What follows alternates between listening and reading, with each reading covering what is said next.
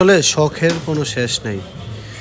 দেখতে পাচ্ছেন শীতকালের মুন্সিগঞ্জে যে একটা পুকুরের মাছ ধরার সময় যাচ্ছে। তো এই ভিডিওতে কিন্তু তাই দেখা যাচ্ছে। এই যে এই পুকুরটা সেচ দেওয়া হচ্ছে, এই যে এইখানে পানি পড়তেছে, ওই পাশ থেকে সেচ দিয়ে এখানে পানিগুলো পড়তেছে।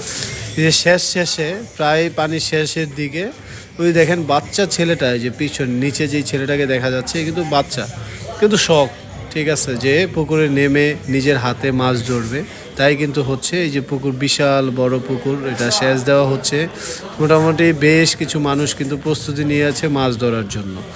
যে এই পাশে দেখতে পাচ্ছেন এই যে পিচ্ছি ছেলেটা মিশিংয়ের যে পাইপ আছে, এই পাইপটা ক্লিয়ার করছে, আর সাথে সাথে দুই একটা মাছ হাতে আসতেছে, ওইগুলো ধরতেছে। ওই কিন্তু শখটাই কিন্তু এখানে বড়। এটা কিন্তু খুব কষ্টদায়ক হলেও তারপরও শখটাকে বেশি প্রাধান্য দিচ্ছে। আর এইখানে এই যে মুরব্বীরা কিন্তু নেমে গিয়েছে মাছ ধরার জন্য। তো শীতকালীন পুকুরের মাছ, পুকুর সেচে পুকুরের মাছ ধরাটার মধ্যে অন্যরকম একটা আনন্দ কাজ করে।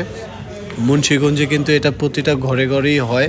এটা আসলে কোনো কাজ না কারো, এটা দেখা গেছে কারো বাড়ির সাথে পুকুর থাকে, তো সেই পুকুরের সেচ দিয়েই সেই পুকুরের মাছেই কিন্তু ধরে সেটা খাওয়ার জন্য রাখা হয়, যদি বেশি হয় বিক্রি করা হয়।